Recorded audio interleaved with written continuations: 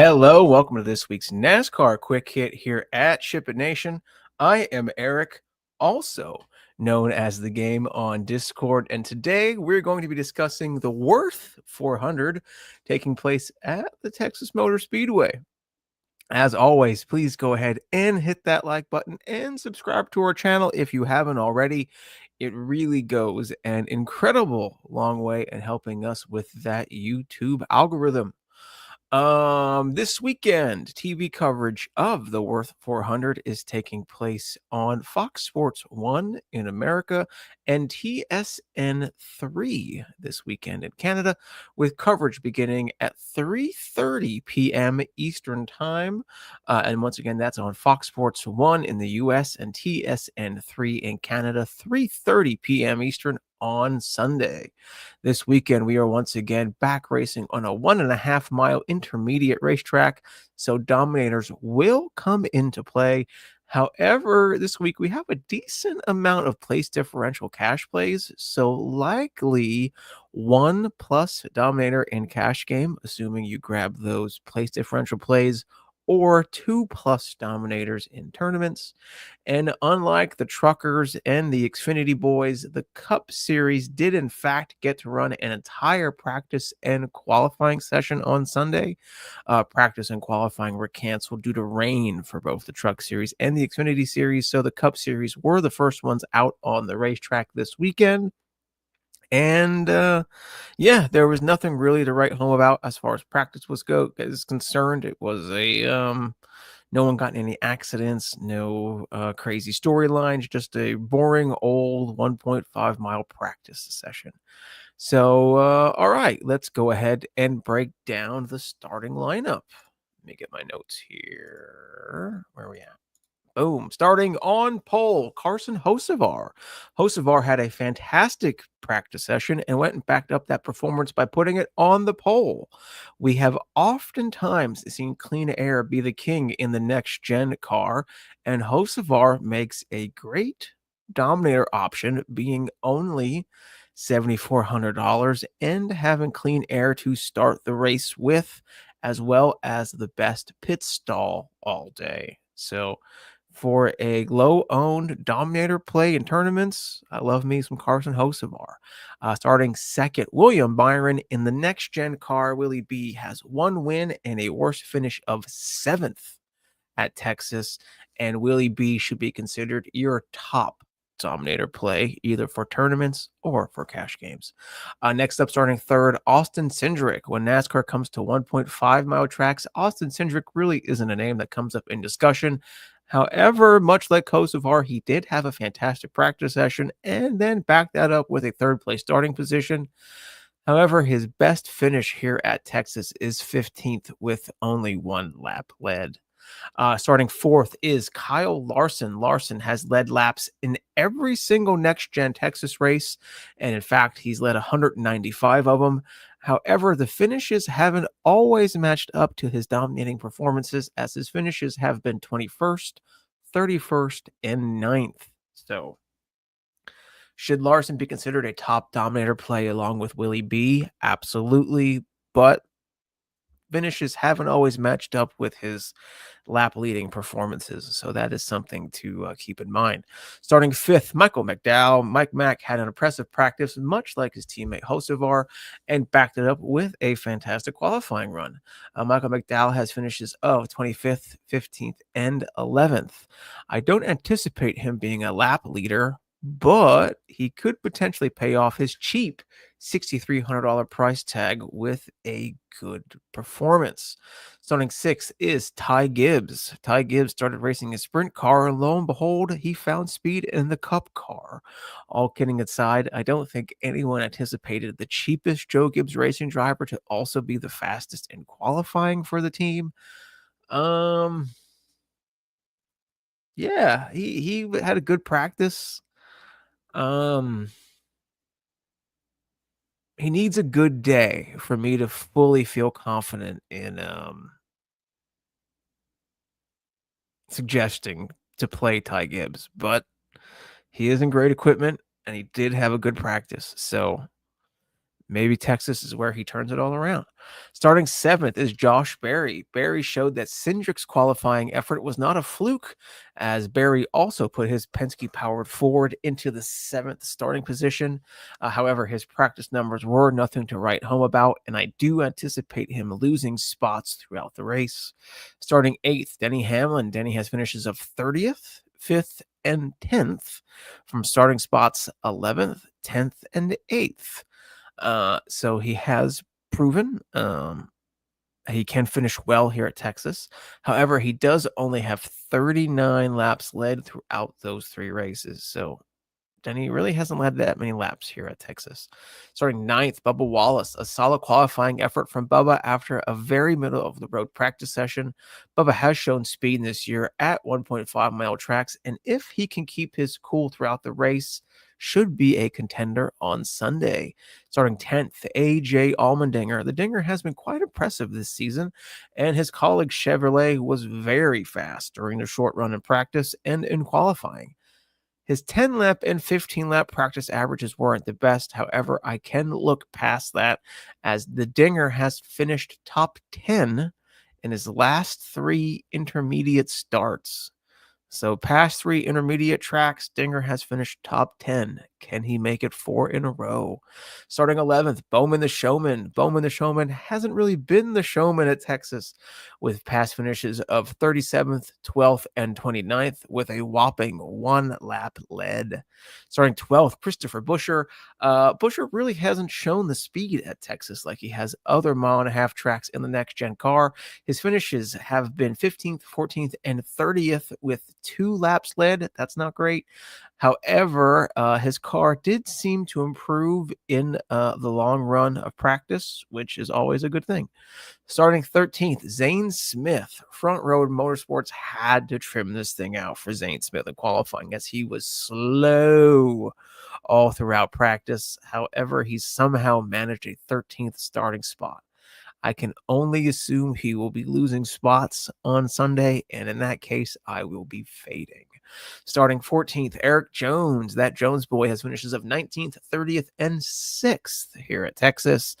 I kind of think he'll be finishing middle of the pack again. He has shown some bright spots this season. I just don't see it out of him, though, on Sunday. I would love to be proven wrong, however. Starting 15th, Justin Haley. This year has been quite the struggle for Haley, and by looks of practice, I kind of think those struggles are going to continue on Sunday. 16th, Christopher Bell. C. Bell has finished 4th at Texas in 2023, and his other finishes were 17th and 34th. Practice was not great for Bell either, but regardless, he should be in your player pool, as we all know he can win on any given Sunday. But practice and prior performances not the best at Texas for C. Bell. Starting 17th, Tyler Reddick. Love me some Tyler Reddick at Texas. I have a very funny typo of Tyler Reddick's name here at Texas that I can't say on stream, but it's making me laugh on the inside. Reddick finished 4th here last year and won this race in 2022. I always love Reddick at these 1.5-mile tracks. Noah Gragson starting 18th. Is it a Noah Gragson day on Sunday? I think so, Bob. I think so. Noah had a strong showing in practice and comes in at the lovely price tag of $6,800 on DraftKings. Plus, he was sporting quite the 10-gallon hat during practice. So, give me some Noah Gragson. 19th, Austin Dillon. Nothing I saw of 83 on Saturday leads me to believe he'll have a strong performance on Sunday. To be fair, however, he did finish 8th here last year. So, I'll be fading, but he did do good here last year. So, hey, he could do it again. 20th, Cole Custer. Slow in practice, middle of the pack in qualifying. Buyer beware. 21st, Riley Herbst. Let me scroll down a little bit here on the Stone page so you guys can see the rest of it. Here you go. Boom. 21st, Riley Herbst. Riley is a fade for me this week, as this is his first visit to Texas in a next-gen car, and he was slow through practice. However, he is in fantastic equipment, and that is always a but. with Riley Herbst. So he's a fade for me, but if you're looking for some low-owned pivots, he might be worth a look because he's in good equipment. 22nd, Chase Briscoe. And here begins our cash plays of the slate. Briscoe is in great equipment and had fantastic long run speeds during practice. I anticipate him moving throughout the field on Sunday. 23rd, Ty Dillon. Look, Ty Dillon has been quite impressive this year. However, in practice and qualifying, he was anything but. So I'll be fading Ty Dillon on Sunday. 24th, Ryan Blaney, another cash play. Blaney had a solid practice, but a not so great qualifying run. Finished 4th here in 2022. However, his other finishes were 30th and 28th. So his most recent history here has not been great, but it is Ryan Blaney starting 24th. So cash play, yes. 25th, Daniel Suarez, a middle-of-the-road practice for mi amigo, leads me to believe he'll be finishing this race roughly around where he starts. So probably a fade for me. 26th, Kyle Busch, dreadfully slow in practice. However, much like his teammate, he did finish 9th here last year. So him and Dillon, I believe he also qualified. I know he qualified fairly crappy here last year and finished 9th, and I think Dillon did as well. So Dillon and Busch were slow here at practice last year and then followed up with 8th and 9th place finishes. Still, it will be very hard for me to include Kyle Busch in my player pool this week, and this is coming from a diehard Kyle Busch fan. However, that 7-Eleven car he's driving looks pretty good. 27th, Joey Logano, another cash option. Logano has finishes of 11th, 21st, and 2nd, and has good long run speed in practice. 28th, John Hunter Nemechek. Much like Suarez, I think John Hunter finishes near to where he started on Sunday. 29th, Chase Elliott. Hello, cash play. Chase won this race last year and had good long run practice speed. 30th, Brad Keselowski. Whew.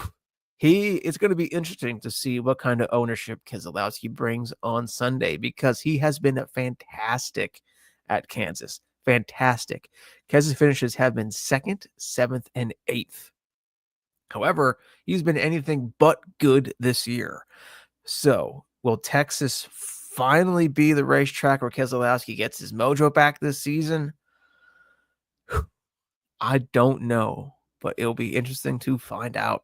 31st, Ross Chastain. All of Trackhouse looks slow on Saturday, and I will have a hard time playing any of them on Sunday. Chastain's past finishes here were 32nd, 2nd, and 13th. However, he's never started this far back, so I think I'm going to be fading Melon Man. 32nd, Todd Gilliland does not have the same speed as Noah. I'll be fading. 33rd, Ryan Preece. Preece has been impressive lately, but his practice speeds were quite dreadful. However, he did finish 12th here last year from a 26 starting spot, so it would not at all be surprising if he's able to pick off some spots on Sunday. 34th, Ricky Stenhouse Jr., middle of the road practice with a dreadfully slow qualifying run. Stenhouse's prior finishes have been 23rd, 9th, and 27th. I'm pretty sure I'm going to be fading. Jesse Love. Look, I love me some Jesse Love. However, I don't love this play on Sunday. Slow in practice and making his Cup Texas debut. That's a no-go for me. Cody Ware starting 36. We're fading that boy. 37th, Shane Van Gisbergen. It is concerning that SVG was so slow that he sandwiched himself between Cody Ware and Chad Fincham. I'll be fading SVG. And starting dead last is Chad Fincham. None. He will not be getting played for me at all. My player pool will probably be stopping at Ryan Preece. I can't see me playing Stenhouse, Love, Ware, Gisbergen, or Fincham. So That's a little bonus player pool information from me. That is everything I have, at least as far as this video is concerned, for the Wurth 400 taking place at the Texas Motor Speedway. I still have projections to create and ownership to do and slate plans and core plays and all that fun stuff to do.